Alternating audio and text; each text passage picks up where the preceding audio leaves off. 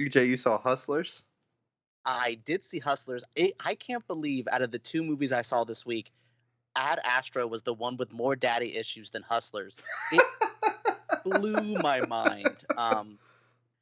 Overall, Hustlers is one of my favorite movies I've seen this year. It's not like technically amazing, though I do think it's really well made. If you've seen Seeking a Friend for the End of the World, it's that Mm-mm. director and writer. So it Okay. has this fun indie quality to it, which really sold me. I really loved Hustlers. Jennifer Lopez is phenomenal. The little cameos between like Cardi B and Lizzo and some of the other ones, there's a weird Usher cameo. Everything in here is just so perfect. It gets it. I just wish Showgirls would have got this reception because they're so similar. Yeah. It's my generation of this is like new generation of Showgirls, but people like it, and it's hard for me to like accept that. It's just a movie about strippers and life, and I love it. I saw the clip. I think we put it on the website of Jennifer Lopez like doing the pole dancing, like Hmm. demonstrating the pole dancing. She is buff. Oh, and Like it's on she's display. ripped. She wears panties and a fur coat for like 50% of this movie, and I felt it. Like I think She's her, 50 as well, isn't she? yeah, Yeah. yeah. So, I mean, way to go making people who aren't professionally paid to look stunning feel good about themselves.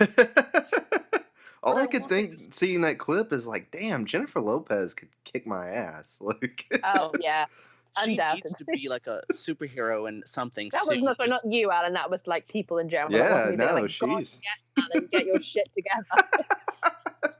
no, yeah, I she's good in this. She has power in this movie, and it's great and it's fun to see. And I think this movie does well. We know you kind of just talked about like, yeah, like good job making everyone feel bad about that amazing body. But they do have a lot of body diversity in this movie. Lizzo is a plus size woman, and she's like half naked, almost naked this whole movie. That she's in it. You have like a trans actress in this movie that's not playing a trans character. She's just playing a woman in the club, and I love little things like that that they made decisions to show different women in all spectrum of women as well. And I think that's what comes with having a woman write and direct this.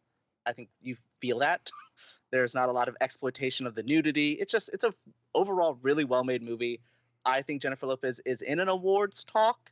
I don't know how I feel about that, but Yeah, I feel like sometimes people go a bit. I mean, this is no disrespect to J Lo. I have yet to see the film. I'm looking forward to it, but I feel like sometimes people kind of go from zero to Oscar very quickly. And if they just see any kind of film that surprises them in some way, they're like, "Oh my God, Oscars everywhere!" well, it's very Yeah. similar, and hopefully she can have the same track because it worked out for them. It's Matthew McConaughey and Magic Mike. This kind of like, Oh, oh, that weird stoner yeah. guy that we don't really take him Mm, seriously. And in Magic Mike, he had buzz and he was good in it, and he added mm. something new to that. And that's kind of what I think J Lo has similar in this movie. She just needs to follow up like he did with Dallas Buyers Club. She needs to do a serious, dramatic piece, and I think she could continue on. Made She's in really Manhattan good. 2. Made in Manhattan 2. Come yeah. on. Oh, and I was just hoping here for another version of The Cell, like some weird Oh, 90s trippy movie. I love that movie so much. Or Anaconda 2, the actual Anaconda 2. Like, I love a good J-Lo movie. She's one of my, like, guilty pleasures. As much as yeah. sometimes she's a brat in real life, I think Selena, she's excellent in that movie. She's good and stuff. She's fun and she's Mm. good to look at. And from a gay man, that says something. Like, I could just look at her. Like, she has a moment in this movie where she's wearing a fur coat and she tells Constance Wu, exact quote, come inside my fur. And again, this movie gets it. And J-Lo telling somebody to come inside her fur, I just like, this movie is made for me. I mean, I've not seen any of the trailers or anything. I wasn't deliberately keeping myself pure, but I just haven't got round to it. But all I've heard are good things. I've just heard this massive buzz around. Although I'm realizing, just you are the first man that's told me they liked it. So just so it Um, happens, I, I've only been I talking to friends who are female.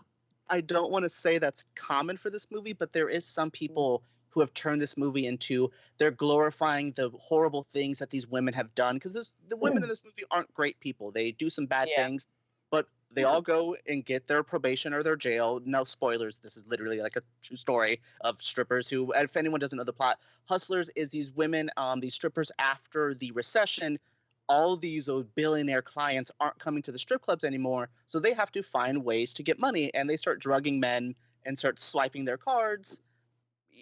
spending more than I think the men wanted to that evening.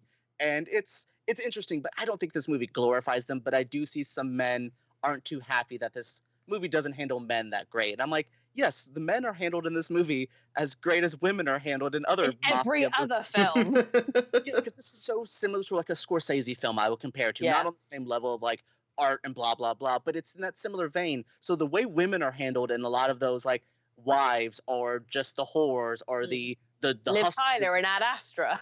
Yes, Liv Tyler as just the crying wife. There's men in this movie that I don't think there's a three-dimensional man in this movie, but it also doesn't matter, and that's so weird to say. And the box office came out. Obviously, the perfect film, although I don't think you could make it, would have every character perfect, regardless of gender and background and story, whatever. It doesn't work like that because you only have a certain number of minutes to convey what it is you want to convey. So things have to fall by the wayside. And I'm sorry, I have no problem with a film with meaningless kind of paper thin male characterization, because that happens to women in so many other films. And the film is not about the men. So I don't think it really matters. Yeah, no, I'm unbothered by that as a man. Really? Huh? You're not. I said I'm unbothered by that. Oh, yeah. Okay, good. I think he said bothered. I was like, weird, like, super union awesome, like, Alan isn't here for women taking back power? He secretly hates us. It's interesting. The reception for this is good, and I will say I like that this is, like you said, it's hard to do. They call them 4-quadrant movies in the industry, like a movie that hits men, women, elderly, like Black, white, Asian. It hits all the markets it's supposed to. This movie's not that. If you look at the box office, 65% of the box office were women, as they did their little projections. That's an insane amount of women to turn out for a movie, but also women don't get movies like this often. And it was cool to see a quote unquote girls' night kind of movie. It's like Sex and the City was. And things like that. These kind of go out, have some friends, and enjoy a movie. And that's what I think this has. And there's a good story in it. There's, as much as these women aren't great, they learn their lessons. There's things to be talked. There's conversation. I had more conversations walking out of Hustlers than I did at Astra, which is insane.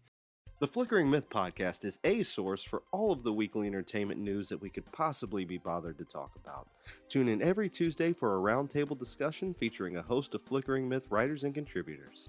You can find us on all your favorite podcatchers as well as right here at flickeringmyth.com, part of the Flickering Myth podcast network.